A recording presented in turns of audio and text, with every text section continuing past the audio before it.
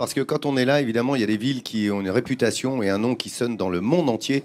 Et vous imaginez bien que Cognac, bah, c'est un nom qu'on connaît dans le monde entier, hein, mon Pierrot. Bon. C'est vrai, c'est ça qui m'impressionne. Parce qu'après Paris, on peut dire que Cognac, c'est le nom de commune le plus connu à travers le monde, à égalité avec Camembert, peut-être. Hein. Oui, il y a deux communes dont on peut prononcer le nom partout en France. On ne sait pas forcément où c'est, mais on sait ce que c'est. C'est Cognac et Camembert.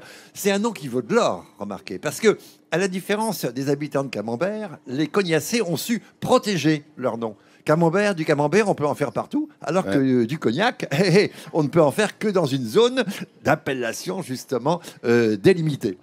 Vous savez combien ça vaut le nom de cognac? Le nom, c'est-à-dire? Le nom. Le cognac, ça représente 2,5 milliards d'euros par an.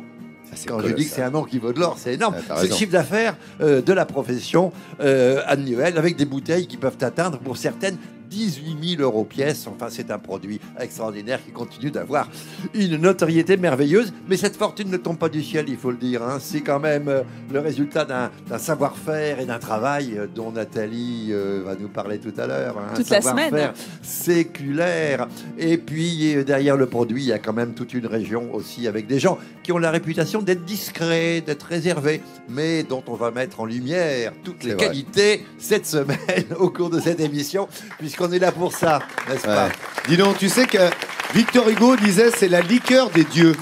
Ouais. Il appelait ça la liqueur des dieux. Et c'est vrai ce que tu dis, parce que tu parles du cognac et du nom cognac qui est répandu dans le monde entier.